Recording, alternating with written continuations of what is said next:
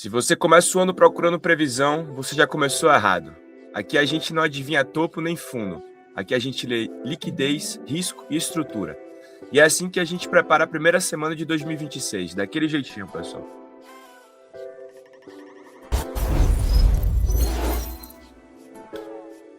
Boa noite a todos, sejam bem-vindos ao Crypto Club. A live hoje vai ser curta, pessoal, mas extremamente importante. O objetivo aqui não é hype, é preparação.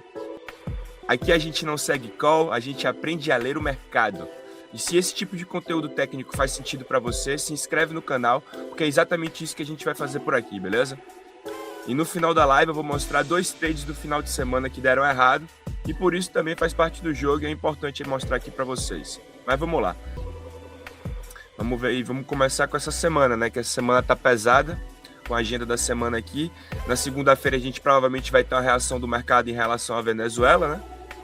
O PMI e o ISM na terça-feira, o ADP e o JOLTS na quarta, payroll na sexta e sentimento do consumidor na sexta também. Ou seja, volatilidade programada, tá? Agora vamos conversar um pouquinho aqui sobre a Venezuela, né? O assunto da Venezuela e desse conflito que está acontecendo entre os Estados Unidos e a Venezuela e como isso pode impactar no mercado de cripto. Muita gente errou na leitura desse evento, tá? Isso não aumentou o medo, isso reduziu a incerteza. O mercado não gosta de guerras longas. O mercado gosta de uma resolução rápida. O Bitcoin não caiu até o presente momento, isso é informação.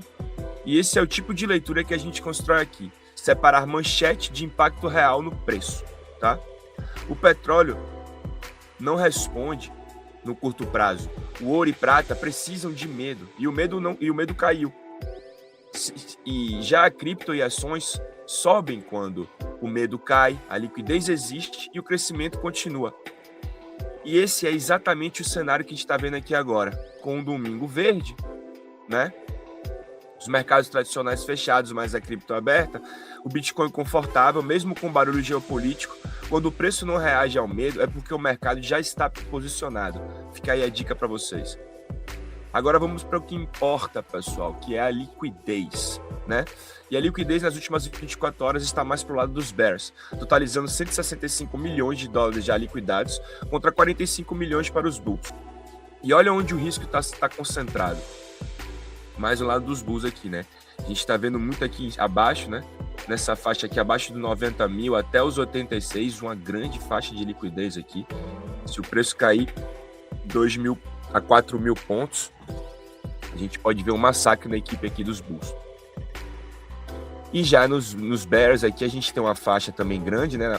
Na primeira resistência, que eu vou mostrar depois para vocês no gráfico, que é de 92 mil, depois a segunda 94, depois um para 96 e possivelmente até 100, tá? O mercado ele nunca anda de linha reta, a gente sabe muito bem disso. Ele anda buscando stops. E quando essa liquidez não for varrida, para mim, não existe uma tendência limpa, tá, pessoal? E se isso tá fazendo sentido para você agora, já deixa o like. Isso ajuda muito a gente continuar criando conteúdo e mostrando esse conteúdo para pessoas que querem realmente aprender sobre leitura de mercado. E vamos aqui para a dominância do Bitcoin, vamos cair para o gráfico. Vamos com uma coisa macrozinha aqui, eu estou no gráfico da dominância do Bitcoin do dia. E a dominância do Bitcoin do dia, a mesma coisa, né? Dominância, para mim, não é um botão de vender nem de comprar, tá? A queda da dominância, a gente está vendo uma certa queda aqui na dominância nesses últimos dias, né? Pode ser uma rotação, verdade, ou pode ser uma armadilha. Sem expansão de liquidez, vou mostrar aqui para vocês melhor. Pronto. Sem expansão de liquidez, a out-season não vai ser sustentada. Para quem está chegando agora, dominância aqui não é indicador isolado, pessoal, é contexto de risco, tá? Vamos para o SDT rapidinho. O SDT ainda para mim continua muito elevado, tá? Isso mostra capital em espera. Isso para mim não é euforia. Isso é a paciência do institucional, tá? E já no gráfico do Bitcoin, a história é simples. A gente tem uma estrutura lateral aqui no da hora.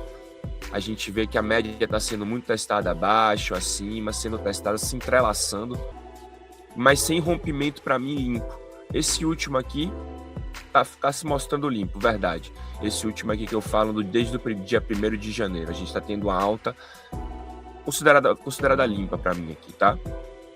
Agora, para mim, vem o que poucos olham, que é o volume, tá?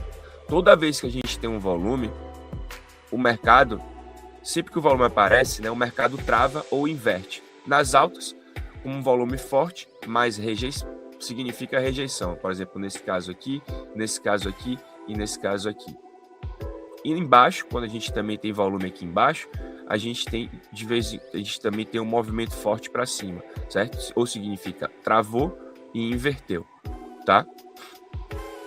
E isso não é força direcional, isso é distribuição ou absorção de Wyckoff. Inclusive, estou até fazendo um conteúdo interessantíssimo aí do Wyckoff para vocês. Estou fazendo uma série que vai ser, eu acho que uns 18 vídeos ao total. Eu estou postando cada 2 dias aí, que é meio difícil, né, que é trabalhoso criar esse conteúdo para vocês. Mas não deixa de dar uma olhada também, que a gente explica do básico mesmo para iniciantes, tá? Mas vamos para a conclusão técnica aqui do Bitcoin. Para mim, para o movimento o real acontecer, o mercado precisa de 2 coisas. Ou testar zonas mais baixas, ou receber estímulos macro, certo? Hoje não temos nenhum dos dois. Então, não, para mim ainda não é bull market. Para mim é uma questão de volatilidade. Para mim é espera. E espera também é posição, tá, pessoal? Agora tem algo importante. Eu tive 2 trades hoje. Hoje não, né? No final de semana eu abri na sexta-feira. Eu tava líquido, como eu falei para vocês na última live.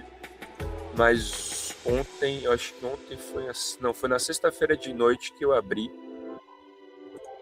2 trades, tá? Um short e um long, se eu não me engano. É isso aí.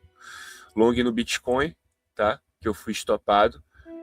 Então aqui para mim, simples. O size estava muito pequeno, tá? O risco foi controlado, o plano respeitado e já identifiquei o erro. Foi que eu coloquei um stop muito curto. O preço poderia tocar ali, como eu falei, como eu mostrei para vocês na Liquidation Heatmap. Nesse momento, o mercado ele se movimenta para buscar a liquidez, né? Para buscar os stops. E eu fui essa liquidez aqui para o mercado no final de semana. Nesse outro aqui foi hype. A análise e leitura era correta. A gente considerou essa análise, a gente viu, quando a gente fez a análise, a gente considerou esse token um token fraco no momento que estava de alta e a gente decidiu entrar em short, mas infelizmente foi um token que foi com o mercado. Então, se o Bitcoin continuou subindo, ele acabou continuando subindo e eu fui estopado. Parece grande aqui em percentual, mas quando a gente está com a mão de 20, 50 dólares, isso acaba sendo um risco que a gente chama de controle, tá? Um risco controlado e o plano foi respeitado, tá? De vez em quando, pessoal, perder pouco é estratégia. Quem fica no mercado por anos aprende isso cedo, tá? Agora vamos voltar aqui para a notícia. Foi a notícia do par do Bitcoin e do Ethereum, do Bitcoin das altcoins, né? Que tem 3 candles caindo aqui, depois a gente teve a altcoin season, e a gente tá o 4º candle caindo, talvez agora seja alt season, né? Essa é a pergunta que ele faz aqui, né? Enquanto isso, o Ethereum ele está resolvendo problemas de escalabilidade e dos ZK EVM nodes. Então isso aí é muito importante para o Ethereum, um problema que ele teve muito ao longo dos anos e que Vitalik está confirmando agora que tá tudo ok. Enquanto isso, a gente tem também o institucional entrando pesado com o ETF do Ethereum. Então pode ser, né, pessoal? Como eu falei, a narrativa se constrói antes do preço. Então pode ser que agora seja a construção da narrativa para esse ano, que Ethereum pode dar uma estouradazinha aí para cima. Enfim, tudo ficar de olho, né? Porque para mim, 2026 começa com volatilidade, não com euforia. Quem sobreviver agora, pessoal, participa depois. Comentem aí no chat o que vocês estão observando. Se inscrevam também para acompanhar, para acompanhar essa leitura ao longo da semana, tá? A semana começa amanhã e o mercado não espera ninguém. Abraço a todos e até amanhã, pessoal. Valeu. Fui.